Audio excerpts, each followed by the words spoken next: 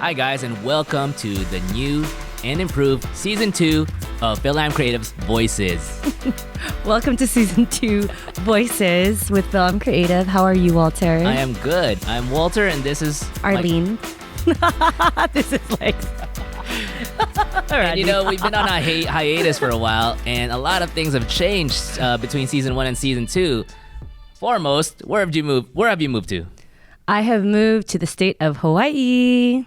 Wow, that's a big move. And how's Hawaii going so far? It turned my hair blonde. It's so sunny that there. Bright? Yes. I'll spread it your way, like that. Yeah. I don't know. That might just turn my hair white.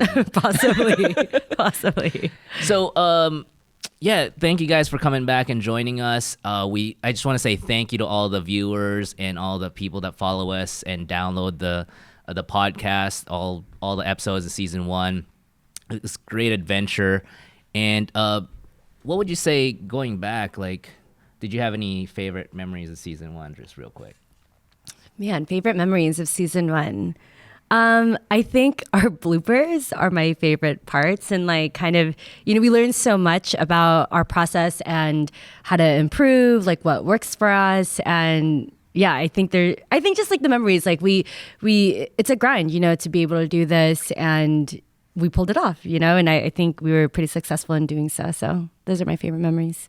Yeah, awesome. And yeah, because to me, I think just doing Season 1 of Fil-Am Creative's Voices and Fil-Am Creative just being an incubator for just talent and like productions, whether it's the short films that we produce as filmmakers and as creatives, and just having, and then Fil-Am Creative Voices, it was like such a learning experience going through Season 1. I'm pretty sure Rodney over there behind the camera and the team that's behind the camera and behind the scenes just learned so much. And I think we got to know a lot more about people in our community and be able to share their stories and what's going on and the things that empower them and their creative process. So I thought that was really fascinating too. And since Season 1, ended, that some of the careers of the people like that's been on Voices, some of their careers have taken off. Like J.R. De Guzman, his Netflix special, just doing really well. He's been touring lately. I think Tim Cruise, he's directed 2 feature films. It's kind of crazy. And mind you, I just want to say, like, real quick, just a plug for a couple of our episodes. I was driving to Las Vegas, and I found interesting listening to the episodes of Filipino AF and Aki, the community episode that we did. Listening to them back to back is probably one of my favorites right now. It matched so well because it's the new guys, the new generation, the current generation of like filmmakers, right? And just entertainers.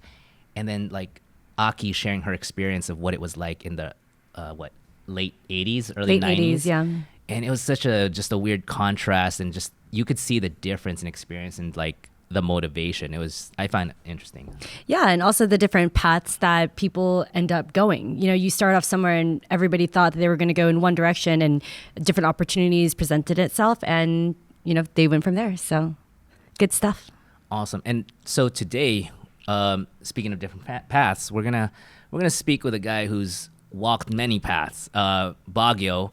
He's a hip-hop artist, Filipino-American hip-hop artist, veteran, and a personal friend of mine too. I met him a while ago, and he's just a very eclectic and just awesome person, so positive. He's so incredibly humble. This guy's so talented.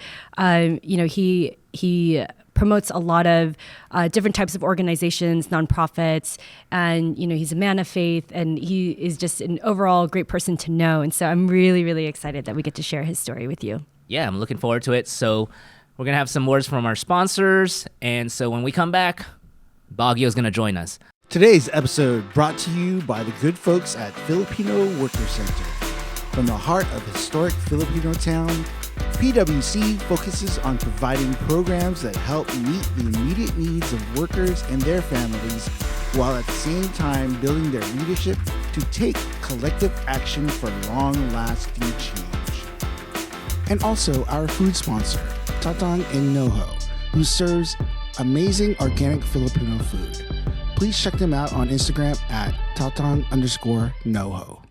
Hi guys, and we are back with BagYo. Yup, BagYo in the house. Thank you for coming to Fil-Am Creators Voices. Welcome. Yeah, it's been a great 2019. Starting it off right, and love to be here on the second season, right? Yeah, man. Yeah, Nice, you have amazing, like the amazing. most incredible story that I've ever heard. So the first time that me and BagYo ever met, you were performing, and then we kind of just like touched base, I think, online. And then I met up with you. And this is like so unique. I don't think like I've ever done this with anybody. Is basically I met you up at the Fisher House at West LA VA, and this guy was in between treatments, and so before like we go into that, can you explain like kind of what had happened to you? What were you doing when you kind of found out this like life-changing story? Yeah, so it was crazy. Yeah. The time that you mentioned we met was it was over at the unions at the train station, right? Yes. We were doing the PWC. It was the PWC anniversary party. Yes. And I performed there, and then I performed a couple of my tracks. I think it was Jeepney and DYD. Yeah, and we connected after that, and then I said, yeah, I'm actually going through radiation right now at West Los Angeles VA. So little bit rewinding. Let's rewind. Take a step back on that. Is I served in the Marine Corps. Yeah, so shout out to all my Dev Dogs out there. Hoorah, Semper Fi. See, we got 3 veterans here. That's too. right. So, Army. yep. Army. Yeah, we need. I figured when you said Army, it was for the both of I us. thought you were gonna shout out too. Like represent. Go Nurse Corps. Yeah, I've met you. I don't think I've ran into like an Air Force veteran with Fil-Am yet. Do we have? We We do. We Okay. have some. Yeah. Okay. Yeah, and I'm sorry, I'm blanking out. But she did a show called. She's doing a YouTube series called Airmen. Okay, nice. Oh yeah. Sweet. Oh yeah. I heard about that. Yeah. Yeah. Yeah. And yeah, I know I'm going off a little bit of a tangent. Yesterday when I was over here practicing, because I'm going to be driving the Jeepney pretty soon. I am a Jeepney driver here. And I was talking to Ian, right here at PWC. And he was saying, yeah, there's a lot of Fil-Am creatives are veterans actually. And it like dawned on me, yeah, that's pretty wild that there's quite a few of us on here. Mm-hmm. But taking it back to what I was talking about was, I did serve in the Marine Corps. My MOS was Crash Fire Rescue, otherwise known as Aircraft Rescue Firefighter. And I was in the invasion of Iraq, unfortunately. It's not an unfortunate thing. It was an honor You were to in serve. the very beginning. Yes, When we went right in the in invasion. 2003, right? Yep. Yeah. I went in 2002, but when we went in, invaded in Iraq, deployed over there February.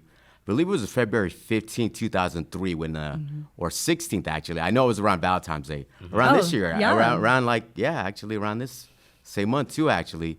Deployed over there. Around Valentine's Day, you got to write your sappy love letter, home. Like, I'm going to a theater and all that stuff. But anyways, went over there, and it was a giant sandbox, like, I'm sure you guys know That was before the Air Force built buildings. Yeah. Very actually, early. when I got there, I remember landing over there in Kuwait, Yep. and they shuttled us off into these buses, these commercial buses. The They were ones with the curtains? Yeah, exactly. And I remember it must have been like a couple hour bus ride. Yeah. Windows shut down or closed, and you're just like, going into there, into the, not knowing you're like this young kid in your 20s or whatever, right? And then after riding around for a couple hours, finally people get out the bus, and it's like you look outside and it's insane. Like you see nothing but sand. It's all sand. And I had never seen so much sand in my life. So, yeah, but. Yeah, it was. Yeah, that was. I know what you're talking about. I remember that time. So it's like, and you landed at night, right? So, Yeah. Yeah, it's all dark, and then you wake up in the morning and you realize how hot it is in the daytime. Yeah, it's crazy. Yeah. That's one of the things too. It's like there's a big temperature change too, like from night to morning. Yeah. Big temperature change. And so, being a veteran, and were you already into hip hop at that time when you were doing it, or is something that evolved because of your experience being a veteran, or how did being a hip hop artist come about? So when I was younger, hip hop had always been like a big part of my growing up. I'm right here in the West Coast, originally from Pasay City, Philippines, but right here in the West Coast, I remember my mom used to have like those old boom boxes, the little Sony boom boxes or whatever, where you had to actually record the FM radio station, whether it be like Kiss FM or Power 106 or remember the Beat, 92.3 The Beat? Oh, heck yeah. Yeah, so yeah, you actually had to like time it perfectly to push record and play at the same time to like cut Theo off, right? Yes. But anyways, I remember listening to, I always say this for the most part, like when I tell people about this, is like, for some reason, Salt and Pepper always pop in my memory, like as far as the first hip hop artist that we really kind of listened to, like Push It. Yeah, exactly. Yeah. You know what I'm saying? Yeah. So Push It and Supersonic. See, I and was all that gonna stuff. say Supersonic, man. The same realm. And some of that music's actually kind of making a comeback too. Yeah. Yep. So those were the main things, like from the beginning when I started, and obviously in the breakdancing realm. Street jams. I remember there used to be like cassette tapes called Street Jams. Yes. Yeah. So. Yeah. Carry around your linoleum. I'm just Linoleum. So I see you, Arnold. yeah. So yeah, we were still around like when I was growing up, started getting really into music too. Is like around those times where they did the house parties too. Like remember the Flyer house parties and all that stuff around the 90s and stuff like that. So that was legit. So but yes, when you were in the Marine Corps, were you performing yet, or you were No, just, not like, at all. really Not like at all. loved Like, music at it that was point? before I was in the Marine Corps. I used to just mess around with like we'd be at like the park and just chilling with the homies or whatever. I grew up around here, Los Angeles. I ended up making a home in Azusa though. It's basically like a Latin-based community, so a bunch of homies, essays. You know what I'm saying? So we'd all just be chilling at the park doing our thing, and we'd just be freestyling and stuff like that. And I just happened to be pretty decent at it back then. But I was more of those introspective writers. I used to write a lot. I used to read a lot. I never really, I got a little bit of trouble at school because probably, I hung around with the wrong crowd and stuff like that. But one of the main things is like I always did read, but I never really like carried my folder or my backpack, you know what I'm saying? So were you doing that? You didn't really publicly perform. Like, what was the environment back then? Was it just because you weren't? It just the opportunity wasn't there, or for you, you just didn't feel like people would accept you as a Filipino or Asian American rapper? Back then it was just more of a smoking and joking type thing. That's another thing that I take from the military. Actually, that's smoking and joking. But anyways, it was more of a smoking and joking type thing. And then when I joined the Marine Corps, actually, you get. The diversity is immense in the Marine Corps. I was stationed in North Carolina for the most part, and there'd be, we'd be at the barracks. There'd be my Puerto Rican cats, people from Jamaica, people from like Arkansas, you know what I'm saying? So, you kind of delve into whatever your guys' hobbies are. And they found out that I did hip hop, so we'd just be messing around in the barracks, drinking and freestyle and stuff like that. But yeah, it wasn't really something I kind of really went into. When I was in Iraq, though, it's one of the things that we did use to not kill time. Yeah. I guess kill time a little bit, but to take your mind from being out there. You know what I'm saying? You had to look forward to something when you're. It was like your escape or your therapy in a sense for. Yeah. Right. Exactly. For those of you who've never deployed, I mean, especially like that early in the game. I mean, it's not like you have all these like luxuries, like there were units that didn't even have bathrooms and you had to like literally, kind of use your e-tool, which is like a little shovel that's like issued to you, and you make your own little, cat hole. Little pipe in the dirt. So it was like very like basic, out there. And I feel like a lot of the stories that I hear, and we've all seen it during deployment, where people try to find other ways, especially through music, to kind of cope and deal with the nuances of the day, and and with war. And so, yeah. And like when I was out there, I remember 50 Cent had barely came out with Get Rich or Die Trying. So it was like it was popping at the GP tent. You know what I'm saying? So people were passing around CDs and stuff like that. We'd all have like maybe like 10 CDs each, but somebody would have like a big folder of 50 CDs, and they'd be like the popular Marine in the squad. You know what I'm saying? It's the blockbuster of your tent or what. And then developing upon that, like being in Iraq and starting to just messing around with your battle buddies, and like what made you start going into like, hey, I'm gonna take this seriously and just actually start performing? So that actually didn't come out until, like when I was out there, a little history about me is like, when I came back, one of the things is like, when you're out there and you're facing, like, not to say like there's people in worse scenarios, there's people in life or death situations, you know, I was around things that were emergencies and stuff like that. And, you know, there was basically life and death situations out there, you know, you're around that. So you're thinking about life constantly when you're out there. Like, what are you going to do when you come back? You know, you see how people live out there and you take things for granted when you're out here in the rear. And when you're out there, you come to grips with like, man, what am I doing with my life? So when I came back, one of the things I wanted to do was make the All-Marine boxing team. That was my goal. That was back then. I ended up making the All-Marine boxing team after a couple tries. But as far as the music side of it, it was it kind of did get pushed back a little bit. But as soon as I got out of the Marine Corps, it's been a while since I got out too, actually. It's 2007 is when I actually got out. My mom had a 60th birthday party a couple of years after that. It's been probably around, don't quote me on the like exact dates. I'm really bad. If people don't know, Marines are bad with numbers. So it's like, and we He crayons. said it. We crayons apparently. Right, so yeah. But anyways, we're kind of bad with numbers a little bit, or I'm bad with numbers. Let's just be honest. But yeah, so my mom had a 60th birthday party, and everybody was doing something special. You know, my brother was doing kind of a music video for her. My sister was she was doing some kind of poetry and artwork. So I wanted to do something, and one of my gifts was music. And she used to do a lot of hula dancing when she was younger. Aww. So I grew up around like Los Angeles, right? All over the place, apartment buildings, stuff like that. One of the places that we lived at was a place called Almanzar Park. Okay. I don't know if you guys are familiar with that area. It's like by Alhambra, San Gabriel Valley. Yeah. And we used to go over there, you know, for the free lunches in the summer and stuff like that. And she used to go over there for the community services. And she used to do like the hula dancing classes. And when she was doing that, one of the songs that they used to play was Linda Ronstadt's Blue Bayou. Okay. Which is originally written by Roy Orbison. And I wanted to do like a little throwback hip hop version of it. So that was kind of like my dedication to her. So I penned that up. So that was how that started. Yeah, okay. I performed that song. I actually hooked up with a veteran friend of mine, because I worked for the VA for a little bit, for the vet center after I came back from, deployments and actually service.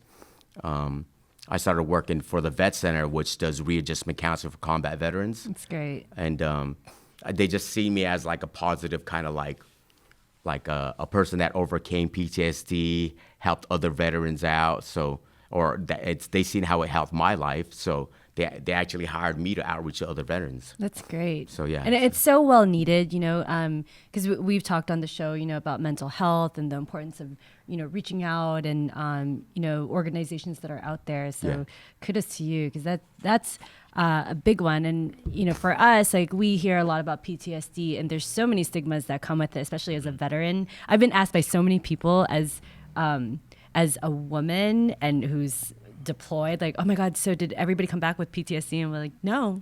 Some people do, some people don't. Like, there's different situations, but it's not always related to war. There's other. Yeah, exactly. You could have a death in the family, and it's not even related to the military. You could have PTSD. Yeah, exactly. It could be a car accident, Well, exactly. Yeah. Exactly what I was going to say. I mean, PTSD, it doesn't have to be a firefighter combat. There's people who have PTSD from like sexual assault and whatnot. Yep. And since we're in the subject, like, so for you, like, how did you, if you don't mind talking about it, how would you say you kind of took care of any issues that you may have had coming back? Like, how did you give yourself, like, was hip hop your therapy in a sense coming back, or just being able to work at the VA center? That was the main focus of it. So when I got out, I was, I was crash fire rescue in the Marine Corps, right?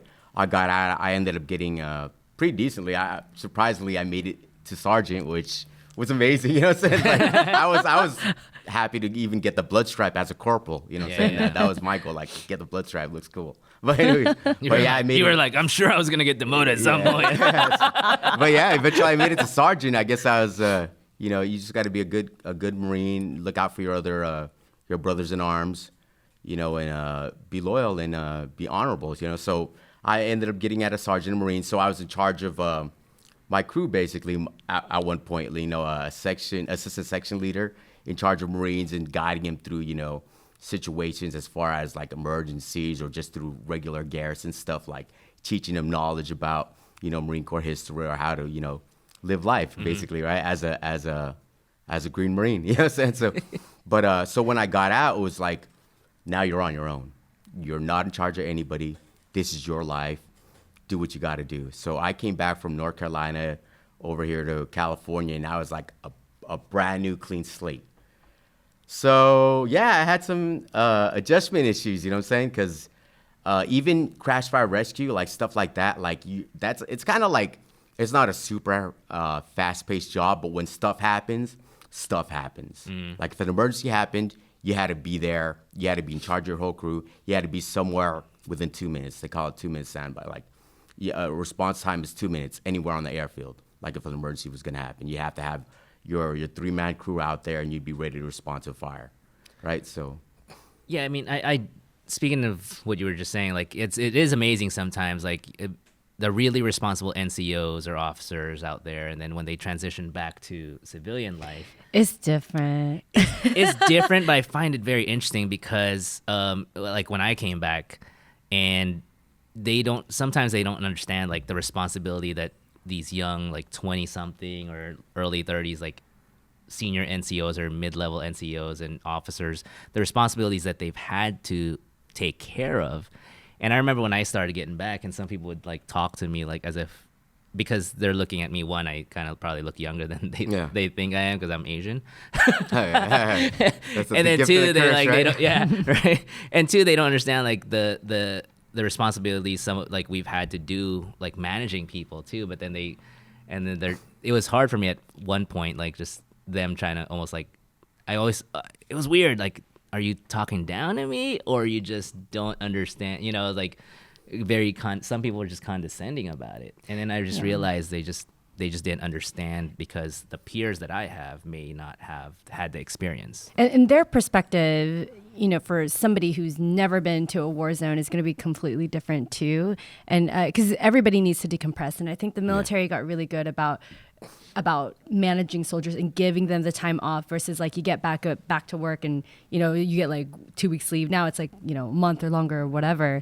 Because like anybody who's like if anybody was around during the riots, like that's probably like the best way to describe it. Like in war, you're like stuck to like a certain area and you can't go anywhere. And like there's like this very like heightened level of awareness. And when you come back, like it takes some time to kind of like decompress from that. And like, you know, I think that's the hardest part to explain to people is that everybody has a different time frame of how much they need to decompress. Everybody saw different types of things, you know, and because a lot of people would be like, oh, well, you were a nurse. You were like way back in the rear. Like you never saw anything. And they didn't know that, you know, like like what you were doing, you were bringing all those people who were injured and, you know, and that's one of the combat injuries is like it's a train wreck. It's a train wreck and we patch them back together. That's one of the things that I didn't, you know, that I wanted to kind of steer away from. Like when I got out, it was like I'm kind of done with the, you know, the life and death situations. You know what I'm saying? Yeah. That's like one of the main things. You know, let me do something kind of like more relaxed a little bit. Whether I want to be a physical therapist or I don't want to deal with life and death anymore. You know what I'm saying? So because it was a high adrenaline kind of position. You know, whenever something happened, it was an emergency. One of the things that they said is, remember, it's their emergency, not your emergency. That's why that was one of the main things that you had to remember when you were going into a fire. Right. It's And their emergency, not having yours. to be somewhere like within 2 minutes, like people don't realize like you got to have all your gear on. Yeah. Like, that's crazy. They'd be like, a bird's coming. You have 5 mics out. And I'm just like, oh shit, I just fell asleep. And like, you're just like trying to put everything on and run out there. And you get there and they're like, you're not going. I'm just like, oh, okay. Yeah, even in No, go ahead. even in like boot camp, you don't realize that. You know, it really is 2 minutes. You know, what I'm saying? They're like not you kidding. got to throw on all your clothes. It's not within, Filipino like 30 time. seconds. You know what I'm saying? Like, your boots, your pants, your But see, trousers. yeah. And that's the difference between like the people who have to work hard and the people who work smarter. Like we were like the guys who had everything ready. Oh yeah. We just bought extra stuff, everything lined up. when we had a feeling that they would come and mess with us, we just be in our clothes already and go to sleep. Oh, yeah. So we're like, That's smart. that's done. What? That's smart. So when you got out of the Marine Corps and you were, giving back to the community, at what point, like how many years was it that, you kind of had this like life-changing event where, if you want to describe like what happened at the gym, what led to, kind of like a different path? Yeah. So I started working for a place called the Vet Center, and I kind of touched base earlier on. Vet Center is an amazing place if anybody has any questions about getting their benefits. I worked at a place called the Corona Vet Center. What they do mainly is they provide readjustment counseling for combat veterans. It's part of the VA. It's a free service, all confidential. And this is like a little FYI for veterans that may be watching. People think of the VA, there's actually 3 different parts of the VA. All right, there's the VA and you think of the armed forces, there's actually 5 different branches, right? There's Army, Marine Corps, Navy, Air Force, Coast Guard. Well, you can think of the VA as 3 different branches. There's benefits, burial, and medical. So my branch was medical, but our MOS was counseling. So that's what we do at the Vet Center. We do counseling. And what we did there was like, it was free service. Now, when I got out, I started working as a work study there. People don't know about this, but for the veterans that want to go to school, they can use their MGI Bill benefits to go to school. And which, I think they give you 48 months, about 48 months or 36 months of free education post 9/11. And you could actually use like part of your benefits is you can work out as a work study. You have to be going to school at least 3/4 time to get paid as a work study. But that's part of the benefits that I use. I started working as a work study, and then they liked the way my attitude was and how I was able to talk to people. So they hired me as an outreach technician. Now I drove around in this thing is called the Mobile Vet Center. It was a groundbreaking new kind of like vehicle that they had put out. It was basically an office on wheels. It was a mobile vet center, they called it. Nice. Now, my coverage area was everywhere from like Paso Robles, parts of Nevada, even parts of like New Mexico and stuff like that, and Vegas even. So we'd travel around in that, and I'd travel around with a counselor on board, and we do counseling on the spot, like for veterans that may not have transportation or that may not have like a housing situation. So I'd go through a lot of like stand downs. I'd go through college campuses. And what I mean by stand downs is like homeless stand downs. Mm-hmm. I'd actually go to like a lot of military bases too. Like you guys are familiar with 400 Liggett up north. Yeah. Like we'd go over there for their training during their training exercises and stuff like that. So it was an amazing job helping veterans out like myself that had questions about benefits, even if it was just that, helping them out and pointing them to the right direction. I just like helping people out. But yeah, so there's about 300 vet centers nationwide. So if you guys want to get in contact, that's a plug-in for them. It's va.gov/vet center. But yeah, so.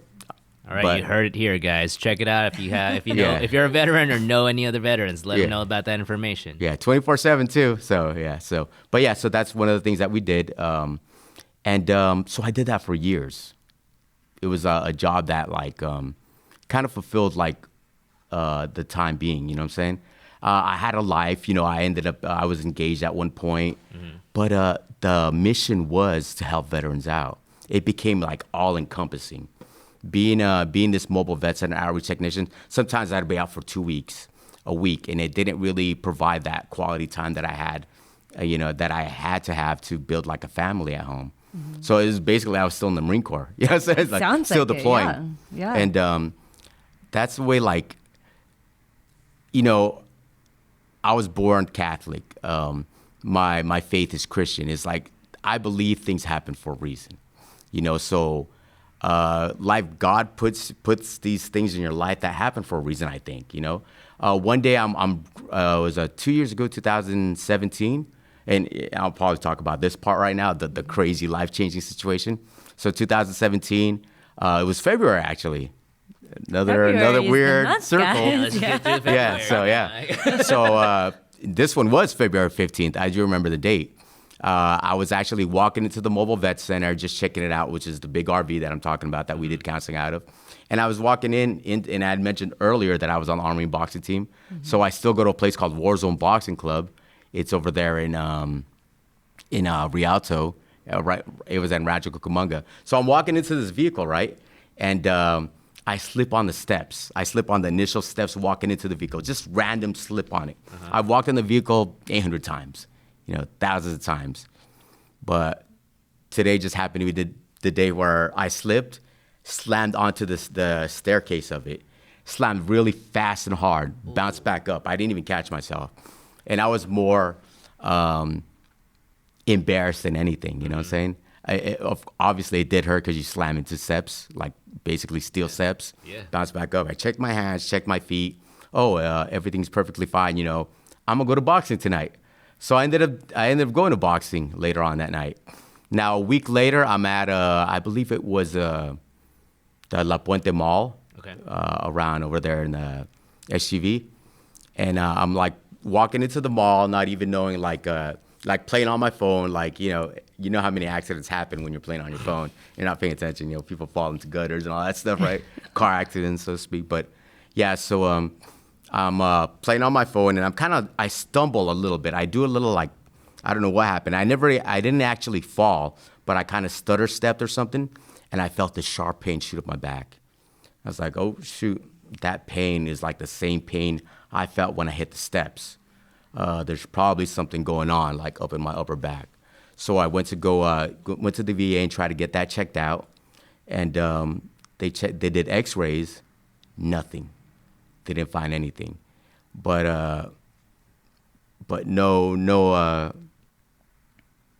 shit, so to speak. I mean, sorry for the curse word, but there was no they did X-rays, couldn't find nothing. Yeah, there was no anomalies that they could find at that yeah. moment. And I was like, well, maybe you guys need to do an MRI, but I wasn't at that level yet. So they were like, you know what? We're not going to there's people that are dying right now that need MRIs. You're not in that category yet. So, it might have been a bad idea for the VA, for my service provider at that time to kind of overlook that. That's his fault. But not the VA. We don't want to pay for it now. But the VA has been amazing. But anyways, he didn't give me the quality care, so to speak.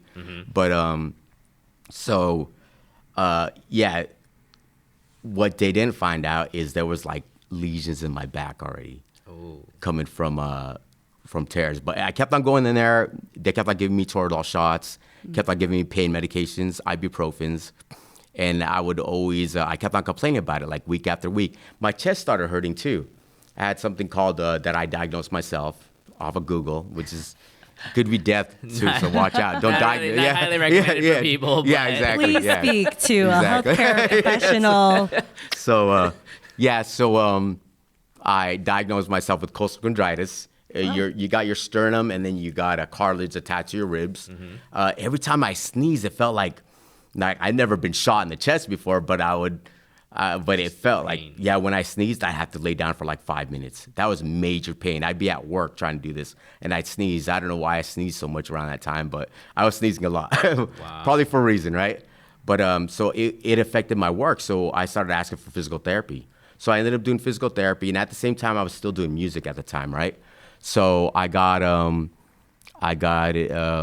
hired, or so to speak, to perform for Miss Philippines USA 2017 over there in Glendale, which was like an amazing thing for me. It's like, oh man, I get to perform over there in Glendale, at the Riot Theater, I believe it was.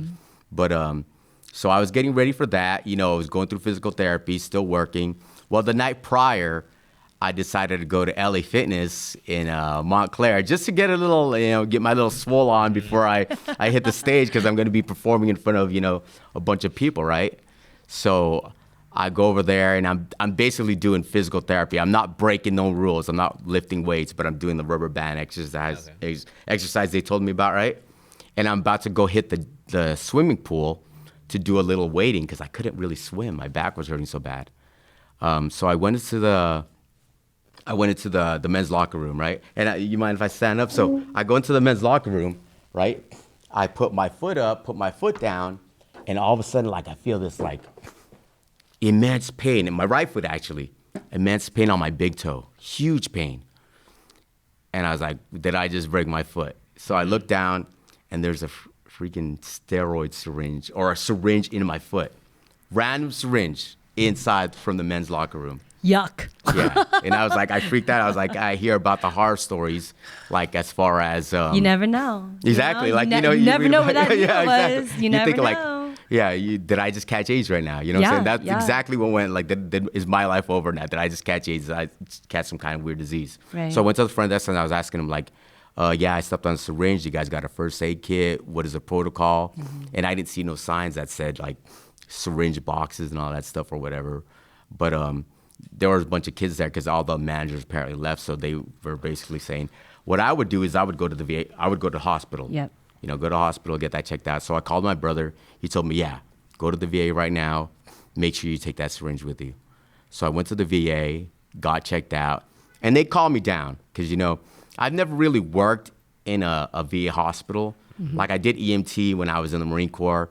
But apparently, like, it happens a lot, like sharp accidents, they call it. Yes. So it happens a lot at the medical facilities, when they stick their hands in the sharp boxes and all that stuff. It happens occasionally. So they calmed me down. Don't put your hand in there. Yeah.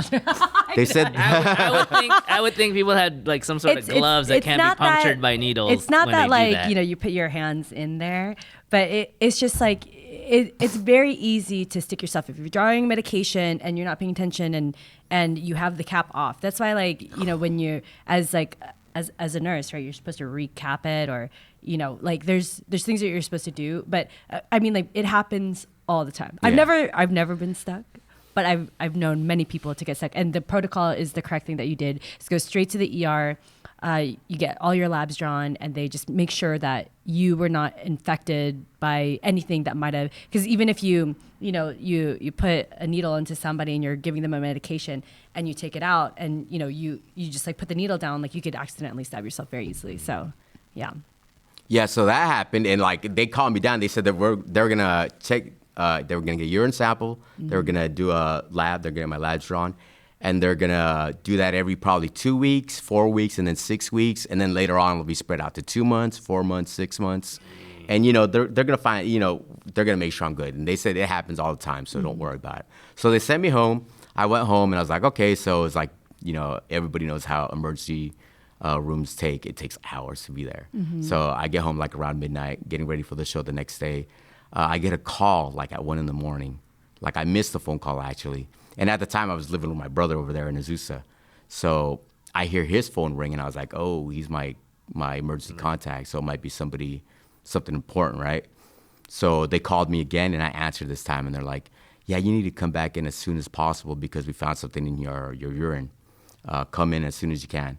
And I was like, well, I kind of got a big show tomorrow, so I'll go after the show, right? So I told her, duty calls, right? Priorities. Yeah. Miss USA. Yeah, I know, Philippines, right? exactly. I still got it was a pretty good Instagram post for that. Right? Yeah. The things you do for exactly. Do it for the gram, guys. Yeah, exactly.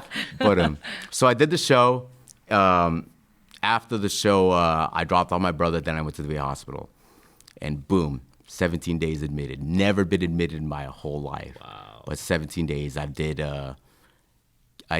the first thing was a kidney biopsy, ENT, then an ENT biopsy, bone marrow biopsy. So at that point, they didn't know what was going on. They just found something abnormal within your lab work that they had initially taken. Yeah, the thing that they found was they found a lot of creatinine and protein in my urine.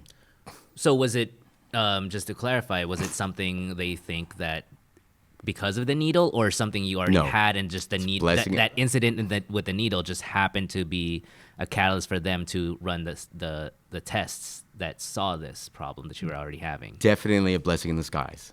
Definitely a blessing in disguise. Yeah, it's normal protocol to have your labs drawn like that. And so, because nothing else would have triggered that. Because I'm sure before, you look very young, healthy, and, you're describing like all these like problems, and they're looking at you like, you look fine. Yeah. And so, but yeah, once you start seeing those types of abnormalities, especially like protein in a UA and a urinalysis, I mean, those are kidney functions. People they're thinking like there's something going on with your kidneys and they're starting to shut down, and yeah. Yeah, and there's a lot of things, like I'm telling you, like things happen for a reason. Like even before that, there was a couple like I went to a couple of events, and it was something that I remember I was taking a picture with I don't know who it was, but it was one of the hosts, and there was somebody wanted to take a picture, and I was like, oh yeah, that'd be an awesome picture, right? So I had a water bottle in my hand, and I was gonna put the water bottle on the ground, and I did actually put the water bottle on the ground, but as I put the water bottle on the ground, I broke a rib. It's like that. That's how simple it was, just putting a water bottle on the ground, popped the rib. But the picture came out freaking perfect, though. You know what I'm saying? That's a good part of it. The picture was amazing. I held that pain pretty good. But no, like one of that cancer that I got, that was from there. So rewind back like. So what did you get diagnosed with? Yeah. So they found creatinine and protein in my urine, and that's a blood cancer. It's called multiple myeloma. Now, what multiple myeloma does, it eats away at your bones. So. And that's why your ribs was weak because. Yeah, because apparently it was already affecting my my skeletal frame. Wow. And even when I slipped on the vehicle, it was right there. It was happening already. Like my spine was already. It was already reacting. Yeah. That's why. So I had some lesions back there. Yeah, and multiple myeloma, like it also affects your white blood cells, and so and it can be very tricky because your white blood cells help fight infections and helps like anything that's going on with your body. Like they're the ones who like are kind of like the T cells that go in and fight for your body. Yeah, exactly. Yeah, and that's just like my kidney was already failing. They said like everything happens for a reason. Like when I mentioned that, my kidney was already failing. Like they said, within like 4 months, it would have been done. And you basically had a blood transfusion, right, or something? Yeah. Well, no, at that point in time, no, not yet. Actually, I've never had a blood transfusion. You might be referring to the stem cell transplant. Oh yeah, okay. That's what I was. So I did all kinds of stuff. Like I said, I did kidney biopsies, bone marrow biopsies, ENT biopsies. So when they did an ENT biopsy, that one took the longest to get the results from. When they did that one, they found a second cancer, nasopharyngeal carcinoma. This was a tumor that was in my head, and that's when you seen me getting that radiation. Yes. Wow. And ENT is ears, nose, throat. Yeah. So that was just another kind of random kind of. And this is the most, I think, surprising thing for me, because I saw you perform at the PWC event. And then literally the next morning, I saw you in between. Did you get chemo first or radiation first that day? I got. It was one or the other. Yeah, probably radiation. Radiation was every day. Yeah, radiation was first. And then I saw him in between his session, and then he went to chemo. And I used to do oncology, right? And those people like I saw them on the inpatient side. So they're like already really sick. You have to kind of be like walkie-talkie to get those. But it wipes you out. I mean, like chemo and radiation also, they kill off cells that are growing too fast, and then it'll also get, some of your good healthy cells. And so these people are, I was shocked. Like, I don't know how you performed and you were already like doing treatments. Like, it's exhausting. Like people, usually like they'll have their treatment, they're like out for a week, and so I was amazed. It was crazy. Like when I look at the pictures, I looked at that picture the other day, and I was like, oh my God, I look so burnt. I was like, I looked insane. And it's, but yeah, like when it happened, when I was first to it, and don't get it twisted, like it's real. Yeah. Cancer's real. The treatment is insane. It is painful. It's like one of the hardest struggles that you'll go through, getting all that treatment. Right. And some people don't. Yeah, and some people do not survive. The stem cell treatments. They don't survive chemo. And just another plug, everybody should go out and register for the bone marrow transplant registry. And so, especially if you are a person of color, because I read that Asian Pacific Islanders make up less than 1% of the entire registry in the U.S. and worldwide.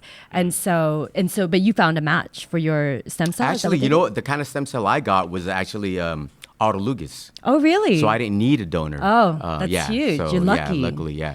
Yeah, because there are people out there. I mean, like, I'm sure people have seen those stories on social medias where, you know, so and so, like there was a police officer here, a Filipino police officer in LA who was looking for a donor match, you know, and it's really hard because like it has to be very specific. And recently I've matched twice, which is very rare, but probably like I'm the closest match to these people. And I went through like the process, like we did samples and everything. And then I think something must have happened to that patient because they notified me that the patient is not ready any longer. Okay. And on the nursing side, like that person probably did not survive. So, you know, for you to be able to, you know, have access to all these things and, you know, you're like here with us now. And what's the status of cancer now with you? So one of the cancers that I got, nasopharyngeal carcinoma, that's in remission. That's great. That was a tumor that was in my head that I got the 50 days of radiation from. Mm-hmm.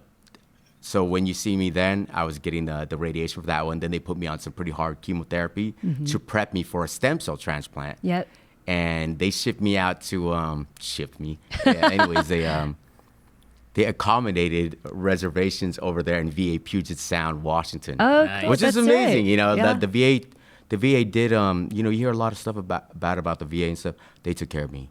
I was so like in that place when you see me, it's like I'm strong, but there was some nights that were very rough. You know what I'm saying? Like, oh my God, this life is insane. You know. And I mean, you look great right now. I mean, we've seen you when you were doing treatment and just the different weight fluctuations and whatnot. And you look wonderful, man. And I'm glad that you're surviving that. But you said the first one, the second one. What happened to the first one? How's that? The blood cancer. Oh, so that one is okay. So a little bit of a heads up.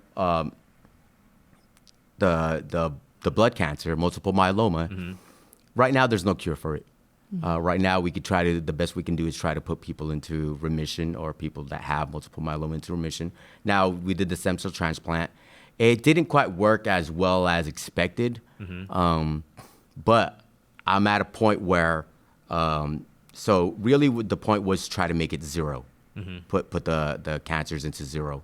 I went over there with 10% multiple myeloma, came back at 5 to 10% still, which is still a little better than normal, right?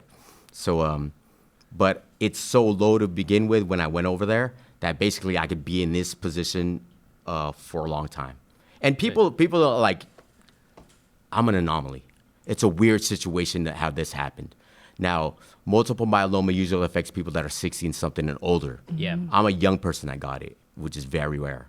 I'm Asian. Yeah, that's even rare. Right. Usually African American Correct. is the nationality or the race that gets it.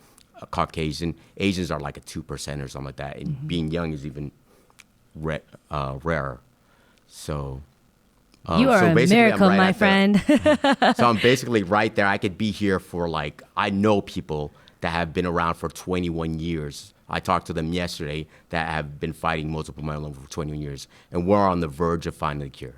We're going to treat it like diabetes one day. So awesome. Well, I hope that we keep doing the research and people keep, when people donate and stuff like that for the researchers that do it, and I hope that they do find a cure for it. I wish you and all the people that has that the best of luck and keep fighting. That being said, I just want to know, how do you feel your accuracy as a web doctor compared to your actual? I was not expecting that. No. Curveball. This conversation's been a little too serious about medical stuff. I'm 1-1 on that. But that being said, I'm wow, we went on a really deep dive there. Yeah. Medical stuff, but it's really great, informative. And the people that were listening thought you're gonna perform. When's your next performance? My next performance is actually so I got a few things lined up. One of the big things that I got coming up is actually got an album, right? The International Myeloma Foundation, one of the foundations that have been helping me out. They're actually doing March is actually Multiple Myeloma Month. That's right. Nice. So they're having a walk over there on March 9th in Rancho Cucamonga So I've been doing a donation kind of thing going on with, as far as on my page, my Facebook page. They've actually set up like a fundraiser page for me. Oh, cool. But I've been doing a lot of amazing things as far as like with everybody, like just the light that I've been getting through. You know, like there's blessings that's happened through this. Yeah. I've been able to focus on my craft, basically. Well, yeah. So now that let's go into the creative aspect of your career. Now that you're doing well, you're healthy. Like, what do you have coming up? Like, do you have performances? And I believe you have an album coming up. Like, tell the audience a little bit about that. Yeah, so I've been working like these last couple of years. You know, I've been working on a lot of music, and now it's time to start releasing it. Right? Mm-hmm. I when I was going through over there in VA Puget Sound, actually, I released a single called Day One. So it's on Spotify, iTunes, you name it, on Apple Music, it's on there. Day One, BagYo, BagYo, and I'm talking to a couple of people right now to see what I'm going to release. Because really, I have so much work that I already came up with, is whether I'm going to release a full album or I'm going to release like an EP. You know, people are saying like you should do maybe a five-track EP, but I guess it's just the strategy of it. yeah, all, right? exactly, yeah. But I do have a lot of work that I'm going to release like soon, within the next couple months for sure. And when is your next performance? My next coming up? performance, you know what? The funny thing is, like, I haven't really thought about that. They just pop up. Performances for me, they just pop up. So really, the best way to kind of keep up to date on that is just follow me on my Instagram. Let them know exactly how they can follow you. Yeah. So the one that I'm usually probably gonna be on most, or I check daily. If not posting, I'm always checking it out. Instagram, you could follow me at BagYo Music. That's @BagYo MUSIC. And that's as far as like all my other kind of tags too, like whether it's on Facebook, on even Snapchat, or even on, everything. So @BagYo Music, YouTube. Yeah, so. Awesome. Just really one quick question before we close this up. Why did you choose the name BagYo? Oh, BagYo is my mother gave me that name actually. So people think like you know That you're when they from say- Baguio City. Yeah, Baguio City, BAGUIO. I've never actually been there, but I plan on being there one day. But yeah, so I thought Baguio- that. Not gonna lie, I thought you were from there. Yeah, so I'm like the Baguio, you know what I'm saying? The hurricane tsunami. So yeah, so Gotcha. that type. And I heard from actually some Kababayans, some people from back home, they said that in that language it means badass. So like in slang, it's it means nice. badass too. So yeah, so I dig it. yeah. So Well, thank you so much for being a guest and sharing your journey with us and everybody watching and listening. It's so inspirational, seriously, to just sit down and talk with you. Like your spirit and your aura just really permeates throughout a room, and you can tell that you're genuinely happy and you have so much joy and you have so much to give. So thank you for everything that yeah, I you're appreciate it. doing. I mean, everybody's prayers, that's the main thing that's been blessing me. Everybody's prayers, everybody's positivity. Like, even you guys, like, just contacting me and keeping me in the loop. I appreciate you guys and what you guys are doing for the Fil-Am community and just, Asians in general, or just us artists and entertainers. You guys have always been an amazing platform as far as even getting photos, doing music, and connecting with the networks. And so I appreciate everybody's love and support. So I appreciate it. God bless everybody. So I appreciate you guys. Well, thank you, man. And again, I want to say thank you, and I'm glad that you're doing well and staying healthy, and just letting the art and your word just get out there, and keep doing what you're doing. Yeah, we'll do. And with that, I just want to thank everyone for joining us at Fil-Am Creative's Voices with our guest BagYo. And I'm Walter. And I'm Arlene. And you can follow me at Man of Tales. And Arlene_Dela Pena. And thank you for watching Fil-Am Creative's Voices. Mahalo. Voices. Stay up. Voices.